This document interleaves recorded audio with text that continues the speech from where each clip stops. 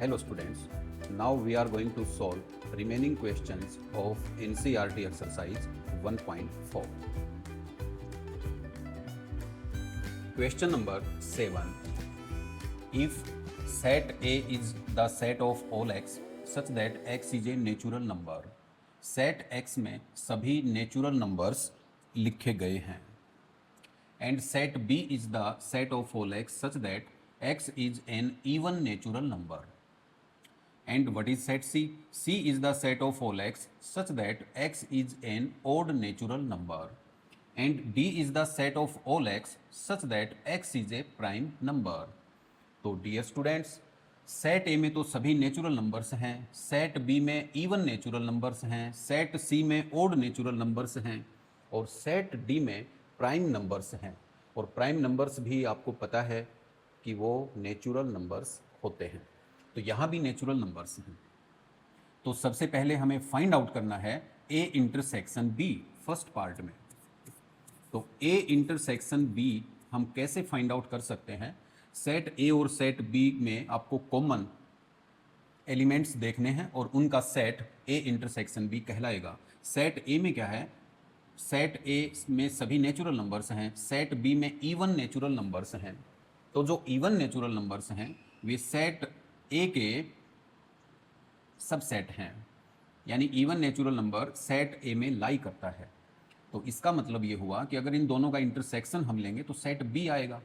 अगर हम Venn diagram से शो करें बच्चों, तो क्या होता है कि अगर कोई सेट किसी दूसरे सेट का सबसेट है, जैसे सेट ए अगर बी का सबसेट है, तो इनका कॉमन क्या आएगा? ए और बी का। ए और बी का जो कॉमन पोर्शन है वो सेट ए आएगा।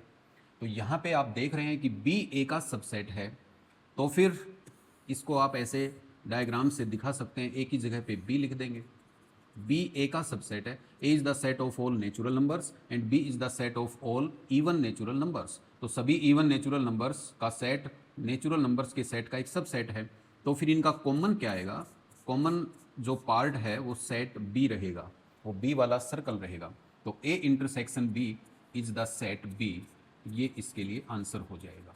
Similarly what is second part? Second part में आपको A intersection C find out करना है। तो जैसे कि हम बता चुके हैं, सेट ए तो नेचुरल नंबर्स का सेट है और सेट सी क्या है? सी में सभी ओड नेचुरल नंबर्स हैं। तो सभी ओड नेचुरल नंबर्स के सबसेट में आते हैं। तो सी ए का सबसेट हो गया। अगर सी ए का सबसेट है तो इंटरसेक्शन में सेट सी आएगा। तो फर्स्ट और सेकेंड पार्ट्स एक जैसे हैं। अब हम चलते हैं थर्ड पार्ट पे, जिसमें आपको फाइंड आउट करना है ए और डी का इंटरसेक्शन। ए में तो सभी नेचुरल नंबर्स हैं बच्चों, डी में क्या है? सभी प्राइम नंबर्स हैं और सभी प्राइम नंबर्स नेचुरल नंबर्स के सेट से बिलोंग करते हैं। इसका मतलब सभी प्राइम नंबर का सेट एक सबसेट है नेचुरल नंबर का। तो कहने का ये मतलब हुआ कि यहाँ पे डी सबसेट हो गया सेट ए का। तो डी अगर ए का सबसेट है तो दोनों का इंटरसेक्शन फिर डी आ जाएगा। तो इन तीनों पार्ट्स में एक ही प्रॉपर्टी यूज की गई है कि यदि कोई सेट किसी दूसरे सेट का सबसेट है तो उनका इंटरसेक्शन वो सेट आ जाएगा। ठीक है, अब चलते हैं फोर्थ पार्ट पे बच्चों। फोर्थ है बी इंटरसेक्शन सी। बी और सी का आपको इंटरसेक्शन लेना है। बी में क्या है? सभी इवन नेचुरल नंबर्स। सी में क्या है? सभी ओड नेचुरल नंबर्स। तो इवन और ओड नंबर्स में कुछ भी कॉमन नहीं होता। ऐसा कोई नंबर नहीं है मैथ्स में जो इवन होते हुए ओड हो।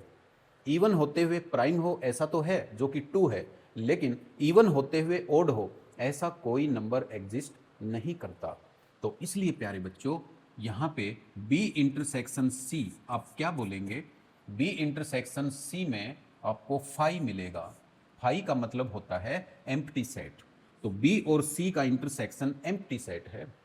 और अगर 2 सेट्स का इंटरसेक्शन एम्प्टी आ जाए, वॉइड सेट आ जाए, नल सेट आ जाए, तो हम उन दोनों सेट्स को डिसजॉइंट सेट्स बोलते हैं। तो यहाँ पे बी और सी डिसजॉइंट सेट्स के एग्जाम्पल्स हैं। तो फिर हम आगे चलते हैं नेक्स्ट पार्ट पे, जो कि है हमारा फिफ्थ पार्ट। फिफ्थ पार्ट में आपको B intersection D find out करना है। बी में सभी इवन नेचुरल नंबर्स हैं और डी में बच्चों सभी प्राइम नंबर्स हैं। तो इवन नेचुरल नंबर्स और प्राइम नंबर्स दोनों में कॉमन क्या होगा? तो केवल एक ही प्राइम नंबर है जो इवन है, जो कि 2 है, अभी मैंने मेंशन किया था। तो ये बहुत ही इंपॉर्टेंट नंबर सिस्टम में इवन नंबर की प्रॉपर्टी है कि वो इवन होते हुए प्राइम है, ऐसा एक नंबर 2 है। तो आप क्या लिख सकते हैं, बी इंटरसेक्शन डी, बी और डी में अगर कॉमन की बात हो तो वो सिंगलटन सेट है और उसमें एक ही एलिमेंट आएगा 2। Now coming to 6th part of 7th question, last part, C intersection D. हमें सी और डी का इंटरसेक्शन फाइंड आउट करना है, यानी कि उनका कॉमन सेट क्या आएगा। तो सी में बच्चों सभी ऑड नेचुरल नंबर्स हैं, डी में सभी प्राइम नंबर्स हैं। तो प्राइम नंबर्स ऑड बहुत सारे होते हैं, ये इनफाइनाइट हो जाएंगे, इसलिए हम इनको सेट बिल्डर फॉर्म में एक्सप्रेस कर सकते हैं। सेट बिल्डर फॉर्म में लिखना इजी रहेगा, और सेट बिल्डर फॉर्म में हम कैसे लिखेंगे, C intersection D can be written as this is the set of all X such that X is, हमें सी और डी का कॉमन देखना है, तो सी में क्या मेंशन किया गया है कि this is the set of all odd natural numbers. तो x is an odd natural number,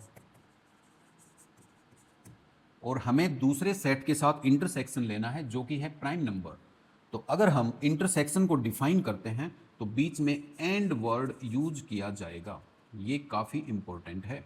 तो एंड यूज करेंगे, एंड का मतलब दूसरा सेट हम लेंगे, और ये कंपलसरी हो गया कि वो नंबर ओड नेचुरल भी होना चाहिए एंड वो प्राइम नंबर भी होना चाहिए।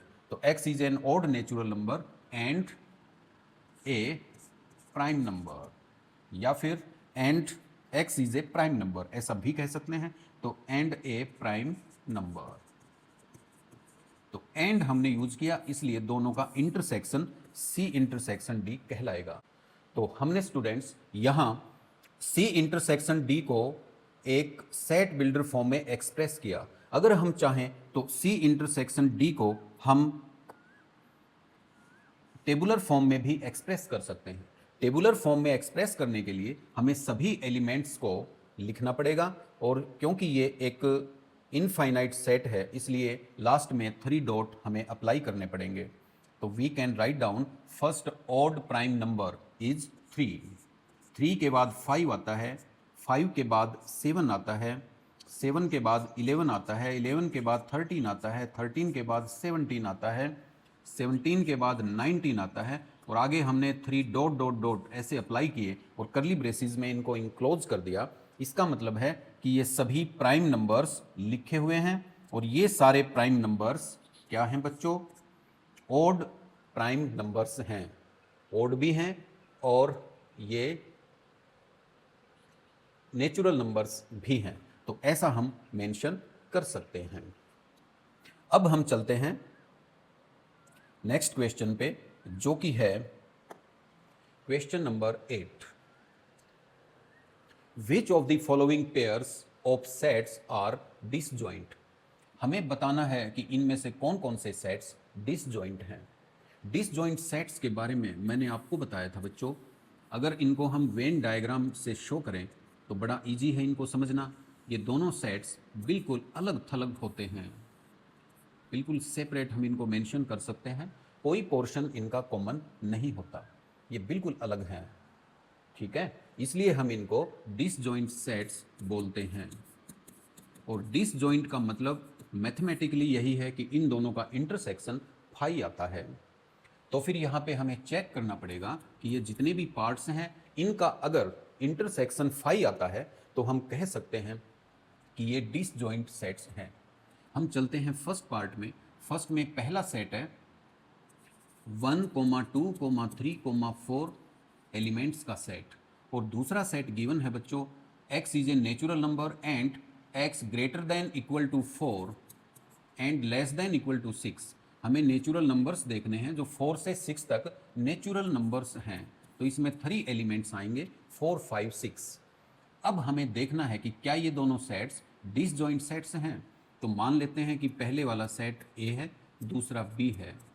तो obviously we can say that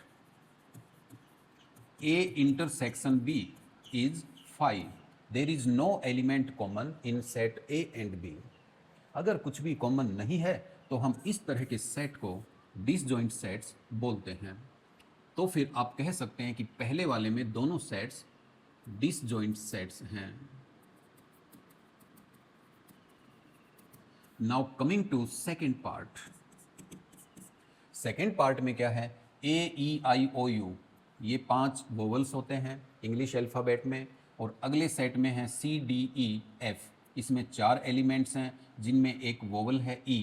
तो E बच्चों दोनों सेट्स में कॉमन आ गया, तो ये हम ऑब्जर्वेशन से ही बता सकते हैं कि दोनों डिसजॉइंट सेट्स नहीं हैं।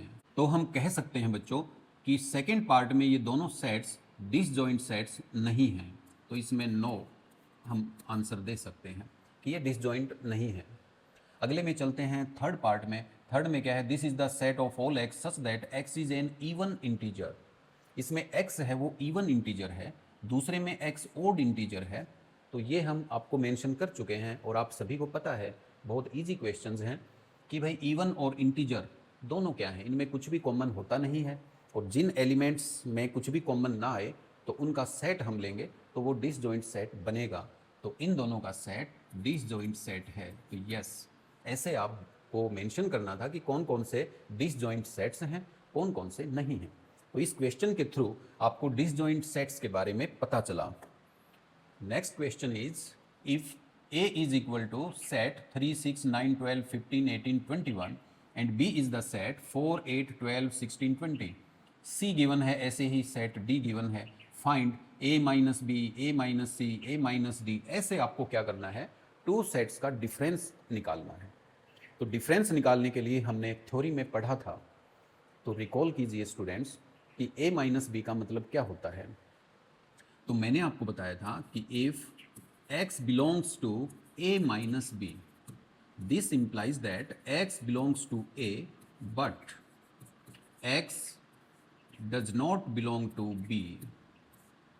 ये मतलब होता है, यानी कि आपको सेट A के वे सारे एलिमेंट्स लिखने होंगे जो B में नहीं है, यानी A और B में अगर कुछ कॉमन है तो वो B वाले निकालने पड़ेंगे, आपको उनको एलिमिनेट करना पड़ेगा A से। इसी को हम difference of 2 sets A minus B से डिनोट करेंगे। तो अब हम चलते हैं फर्स्ट पार्ट पे। तो फर्स्ट में क्या करना होगा आपको, पहले A के सभी एलिमेंट्स हैं, इनमें से B के एलिमेंट्स को एलिमिनेट करना होगा। तो चलो मैं समझाने के लिए आपको एक बार A के सभी एलिमेंट्स राइट डाउन करता हूँ। 3, 6, 9, 12, 15, 18, 21। अब इनमें से हमें क्या करना होगा, B के सारे एलिमेंट्स हटाने होंगे अगर एग्जिस्ट करते हैं। तो B में है 4, 8, 12। 4, 8 तो कहीं नज़र नहीं आए, 12 यहाँ पे दिखाई दे रहा है। 16 एंड 20, न तो 16 कहीं दिखाई दे रहा है ना ही 20। तो प्यारे बच्चों, A माइनस B फिर कैसे डिफाइन कर पाएंगे, इस 12 को रिमूव कर दो इस सेट A से। तो 3, 6, 9, 15, 18, 21 is the set A minus B। बड़ा ही सिंपल कॉन्सेप्ट है। तो अब हम चलते हैं सेकेंड पार्ट पे। सेकेंड है A माइनस C। तो प्यारे बच्चों, ऐसे आपको सेट A में से C को हटाना पड़ेगा। सेट A के सभी एलिमेंट्स लिखिए। सेट A के सभी एलिमेंट्स थे 3, 6, 9, 12, 15, 18 एंड 21। इसमें से आपको C के एलिमेंट्स को हटाना पड़ेगा, और C में से हैं 2, 4, 6, 8। 2, 4, 6, 8 हमें कहीं नज़र नहीं आ रहे। 10, 12, 14, 16, 10, 12, 14, 16। एक तो 12 है, 14 नहीं है, 16 यहाँ नज़र नहीं आ रहा।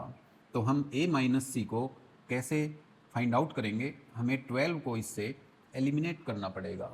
तो फिर हम A माइनस C को डिफाइन कर पाएंगे 3, 6, 9, 15, 18 एंड 21।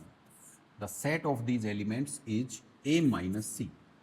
सिमिलरली हम अदर्स पार्ट्स को सोल्व कर सकते हैं। बहुत ही सिंपल क्वेश्चन है। तो डियर स्टूडेंट्स, ये मैं आपके होमवर्क के लिए छोड़ता हूँ, और रेंडमली हम इनमें से कोई एक और कर लेते हैं। जैसे मैं एक 11th पार्ट आपको करके और समझा देता हूँ। 11th और 12th, 11th पार्ट में 2 सेट्स का डिफरेंस है C माइनस D, और 12th पार्ट में D माइनस C गिवन है। तो जनरली C माइनस D और D माइनस C दोनों इक्वल नहीं होते हैं। तो ये प्रॉपर्टी भी यहाँ हम चेक कर लेंगे, और ये मैं फाइंड आउट भी कर देता हूँ। इसकी वैल्यू हम निकाल लेते हैं। कि c माइनस डी क्या आएगा। तो c माइनस डी को सोल्व करें तो बहुत ही सिंपल है कि c में से हम d को सब्ट्रैक्ट कर देंगे, इनका डिफरेंस करेंगे। तो पहले सेट c के एलिमेंट्स लिखे जाएंगे। c के एलिमेंट्स क्या है? c के एलिमेंट्स हैं 2, 4, 6, 8 यानी कि सभी इवन नेचुरल नंबर्स 2 to 16। तो 2, 4, 6, 8, 10, 12, 14 एंड 16। अब इनमें से आपको एलिमिनेट करने हैं डी के एलिमेंट्स जिनमें इवन नंबर्स नज़र आ रहे हैं 10 और 20। तो 10 और 20 को इनमें से हम एलिमिनेट कर देंगे अगर वे एग्जिस्ट करते हैं। तो प्यारे बच्चों केवल 10 एग्जिस्ट करता है, 20 नहीं करता है। तो हम 10 को एलिमिनेट कर देंगे। तो फिर c माइनस डी की क्या वैल्यू आएगी? 2, 4, 6, 8, 12, 4 एंड 16 बच्चों। अब हम d माइनस सी फाइंड आउट करेंगे। तो c माइनस डी की वैल्यू तो हमने फाइंड आउट कर ली है। अब हम d माइनस सी फाइंड आउट करके देखते हैं। तो d माइनस सी में क्या होगा? पहले हम d के सभी एलिमेंट्स लिखेंगे जो कि हैं 5, 10, 15, 20। अब इनमें से हमें इवन नेचुरल नंबर्स 2 to 16 अगर कोई एग्जिस्ट करता है तो वो हमें एलिमिनेट करना पड़ेगा। तो 2 to 16 इवन केवल 10 है, तो 10 को हम एलिमिनेट कर देंगे। तो d माइनस सी की वैल्यू क्या आ जाएगी? 5, 15, 20। इसमें केवल 3 एलिमेंट्स होंगे, लेकिन अगर आप c माइनस डी में ध्यान दें तो 1, 2, 3, 4, 5, 6, 7 there are 7 elements. c minus D का कार्डिनल नंबर 7 है और d माइनस सी का कार्डिनल नंबर 3 है और एलिमेंट्स भी अलग अलग हैं। इसलिए हम कह सकते हैं कि generally c minus D is not equal to d minus C generally. Okay, तो इतना आप ध्यान रखेंगे और इस ढंग से हम इस क्वेश्चन को सोल्व कर सकते हैं। Now move on to next question, that is question number 10। अब क्वेश्चन नंबर 10 को कैसे सोल्व करें? बड़ा ही सिंपल है। If x is equal to a b c d, केवल 4 एलिमेंट हैं x में, ठीक है, और y में भी 4 ही एलिमेंट्स हैं f b d g। Find x minus Y, Y minus X, x intersection y। तो बहुत ही सिंपल है, जैसे हमने 9th क्वेश्चन किया सिमिलरली हम 10th क्वेश्चन सोल्व कर सकते हैं। तो x माइनस वाई बताइए क्या आएगा? पहले x के एलिमेंट्स लिखे जाएंगे a, b, c, d, और y के एलिमेंट्स अगर इनमें कोई एग्जिस्ट करते हैं बच्चों तो उनको एलिमिनेट कर देंगे। तो y के हैं f b d g, एक तो b एग्जिस्ट करता है y का एलिमेंट b, और एक बच्चों d एग्जिस्ट करता है, ठीक है। तो हम क्या करेंगे? डिफरेंस के लिए b और d दोनों को क्रॉस कर देंगे, हटा देंगे। तो फिर x माइनस वाई हमारा क्या आएगा? a, c केवल 2 एलिमेंट्स आएंगे x माइनस वाई में, लेकिन आपको y माइनस एक्स भी फाइंड आउट करना है। तो y माइनस एक्स में क्या करेंगे बच्चों? पहले y के एलिमेंट्स लिख लेंगे f, b, d और g। इनमें से हम x में से अगर कोई y में एग्जिस्ट करता है तो उनको हटा देंगे, यानी इंटरसेक्शन वाले एलिमेंट्स जो कि b और d थे। तो हम यहाँ भी b और d दोनों को एलिमिनेट कर देंगे। तो फिर y माइनस एक्स हमारा क्या बनेगा? f, g। 2 ही एलिमेंट्स इसमें आएंगे, लेकिन x माइनस वाई और y माइनस एक्स दोनों में एलिमेंट्स तो 2 हैं, यानी दोनों इक्विवेलेंट सेट्स हैं, लेकिन इक्वल नहीं हैं। अब आपको क्या बताना है? x इंटरसेक्शन y दोनों के कॉमन एलिमेंट्स बताने हैं। तो वो हम पहले ही देख चुके हैं कि b d दोनों में कॉमन है। तो फिर हम कह सकते हैं x intersection y is the set of elements b, d। There are 2 elements common to both x and y। तो इस ढंग से हम इस क्वेश्चन को इजीली सोल्व कर सकते हैं। तो now dear students, move on to next question, and next question is question number 11। तो मेरे बच्चों 11 क्वेश्चन में क्या करना है? If r is the set of real numbers and q is the set of rational numbers, then what is r minus q? तो इसको समझने से पहले आपने नंबर सिस्टम को स्टडी किया है। नंबर सिस्टम में आप सबको पता है कि रियल नंबर्स 2 टाइप के होते हैं। Real numbers are of 2 types. कौन कौन से बच्चों? सभी रैशनल। हम 10th क्लास तक जितने भी नंबर्स पढ़ते हैं वो सारे रियल नंबर्स होते हैं। जितने भी नंबर, हम इन्हीं नंबर से डील करते हैं, या तो रैशनल मिलते हैं या फिर इरेशनल होते हैं। ठीक है, तो फिर real numbers are of two types, rational and irrational. तो 10th स्टैंडर्ड तक हमें दो ही नंबर्स की जरूरत पड़ती है, रैशनल और इरेशनल। इन्हीं को हम स्टडी करते हैं। जरूरत तो हमें इमेजिनरी की भी पड़ जाती है, कुछ इक्वेशन हम सोल्व करते हैं जिनका सोल्यूशन रियल नहीं होता, तो फिर हमें इमेजिनरी नंबर्स की भी जरूरत पड़ती है, कॉम्प्लेक्स नंबर्स की भी जरूरत पड़ती है। कॉम्प्लेक्स नंबर्स क्या होते हैं? हम कोई भी नंबर मैथ्स में लेते हैं बच्चों, वो कॉम्प्लेक्स नंबर होता है। लेकिन अभी हम एट प्रेजेंट रियल नंबर्स के बारे में पढ़ रहे हैं। तो real numbers are of two types, rational and irrational. और रैशनल नंबर्स के सेट को हम क्यू से रिप्रेजेंट करते हैं। ठीक है, और इरेशनल नंबर्स के सेट को एनसीईआरटी की बुक में टी से रिप्रेजेंट किया गया है। और वैसे हम टी को चाहें तो क्या लिख सकते हैं कि हम सभी रियल नंबर्स के सेट में से अगर क्यू को हटा दें, रिमूव कर दें, डिफरेंस कर दें आर माइनस क्यू का, तो प्यारे बच्चों हमें सेट ऑफ इरेशनल नंबर मिलेगा। तो T can be written as are minus Q. सभी रियल में से हमने रैशनल को माइनस कर दिया, सब्ट्रैक्ट कर दिया, एलिमिनेट कर दिया, तो जो सेट बचेगा वो इरेशनल नंबर्स का होगा। लेकिन बच्चों अगर हम सभी रियल नंबर्स में से इरेशनल नंबर्स को माइनस कर दें, इनका डिफरेंस ले लें, तो हमें क्या मिलेगा? Set of rational numbers. तो q can be written as are minus t and t can be written as are minus q. और रियल नंबर्स क्या होते हैं? रैशनल और इरेशनल का यूनियन, यानी क्यू और टी दोनों का यूनियन। यूनियन का मतलब मैंने बताया था कि एक तरह से सम भी होता है, यानी प्लस कर दें इनको, सम्मिलन कर दें इन दोनों का, ठीक है, या इनको मिक्स कर दें, मिला लें, तो फिर हमें सेट ऑफ रियल नंबर्स मिल जाएगा, रैशनल और इरेशनल को। और रैशनल नंबर के सेट को हम आर माइनस टी से भी रिप्रेजेंट कर सकते हैं, और इरेशनल नंबर्स के सेट को हम आर माइनस क्यू से रिप्रेजेंट कर सकते हैं। और ये तो बच्चों आपको पता ही होगा, जो आपने बचपन में पढ़ा है कि रैशनल नंबर्स क्या होते हैं। Rational numbers are the numbers which can be written in the form of p by Q, where p and q both are integers and q is not equal to 0. Such type of numbers are known as rational numbers. What are irrational numbers? Irrational numbers are the numbers which are not rational. तो irrational numbers कौन से होते हैं? Irrational numbers का decimal representation non terminating, non recurring होता है। Rational numbers का decimal representation terminating और नॉन टर्मिनेटिंग रिकरिंग होता है। यानी कि रैशनल नंबर्स का डेसिमल रिप्रेजेंटेशन या तो आपको टर्मिनेटिंग मिलेगा, या नॉन टर्मिनेटिंग है तो रिकरिंग मिलेगा। लेकिन इरेशनल नंबर्स का डेसिमल रिप्रेजेंटेशन या तो नॉन टर्मिनेटिंग है और केवल नॉन टर्मिनेटिंग है। ठीक है, और नॉन टर्मिनेटिंग में नॉन रिकरिंग मिलेगा आपको। ठीक है, ये टर्मिनेटिंग नहीं हो सकता इसका डेसिमल रिप्रेजेंटेशन। हम इसके एग्जांपल्स ले सकते हैं जो आप जानते भी हैं। स्क्वायर रूट ऑफ 2 है, स्क्वायर रूट ऑफ 3 है, पाई है, पाई एक इरेशनल नंबर है। पाई 22/7 के एग्जैक्टली इक्वल नहीं है, अप्रोक्सीमेट इक्वल है, इसलिए pi is an irrational number. और पाई की वैल्यू होती है 3.141592 के करीब ऐसे होती है।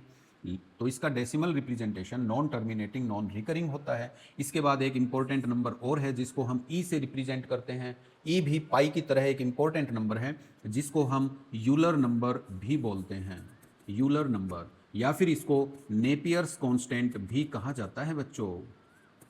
और नेपियर्स कांस्टेंट ई की जो वैल्यू होती है, जैसे पाई की ये वैल्यू है, तो ई की क्या वैल्यू होती है? 2.718828459045, कुछ ऐसे इसका डेसिमल रिप्रेजेंटेशन होता है। तो ई भी एक इंपॉर्टेंट नंबर है जो कि इरेशनल है। तो डियर स्टूडेंट्स, यहाँ तक मैं समझता हूँ कि आपको समझ आ गया होगा। तो if R is the set of real numbers and Q is the set of rational numbers, then what is R minus Q? R minus Q is the set of irrational numbers. The set of irrational numbers. Okay students, now move on to last question of this exercise 1.4. State whether each of the following statement is true or false. Justify your answer. तो आपको इनमें से statements को बताना है कौन कौन सी statements true हैं और कौन सी स्टेटमेंट्स फॉल्स हैं.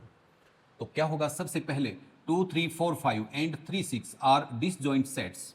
तो बच्चों अगर ये डिसजॉइंट हैं तो कुछ भी कॉमन नहीं होना चाहिए, लेकिन आप चेक करेंगे तो 3 यहाँ नज़र आ रहा है, यहाँ आ रहा है, तो फिर हम कह सकते हैं कि ये डिसजॉइंट नहीं है. तो ये स्टेटमेंट फॉल्स है. आगे चलते हैं सेकेंड पार्ट पे. AEIOU and ABCD. तो इनमें A मैच करता है यानी कॉमन है, तो यहाँ लिखा गया है कि आर डिसजॉइंट सेट्स. तो ये स्टेटमेंट भी फॉल्स है क्योंकि ये डिसजॉइंट नहीं है. थर्ड में है 2, 6, 10, 14, 3, 7, 11, 15 आर डिसजॉइंट सेट्स. तो इनमें और इनमें कुछ भी कॉमन नहीं है, तो दिस स्टेटमेंट इज ट्रू, यानी कि ये डिसजॉइंट सेट्स हैं. Now last question, last part of this question, fourth part. 2, 6, 10 and 3, 7, 11 are disjoint sets. तो इनमें भी कुछ भी कॉमन नहीं है, तो this statement is also true. तो लास्ट वाली दोनों स्टेटमेंट्स ट्रू हैं, पहले वाली दोनों फॉल्स हैं. और क्यों हैं? क्योंकि डिसजॉइंट सेट्स वे होते हैं जिनका इंटरसेक्शन 5 होता है, और इंटरसेक्शन 5 तभी आएगा जब उनमें कोई भी एलिमेंट कॉमन नहीं होता. ये इसका क्राइटेरिया है मेंशन करने का कि वो डिसजॉइंट सेट है कि नहीं है. तो जस्टिफाई योर आंसर में आप ये मेंशन कर सकते हैं कि उनका इंटरसेक्शन 5 होना चाहिए, नहीं तो वो डिसजॉइंट सेट नहीं होगा.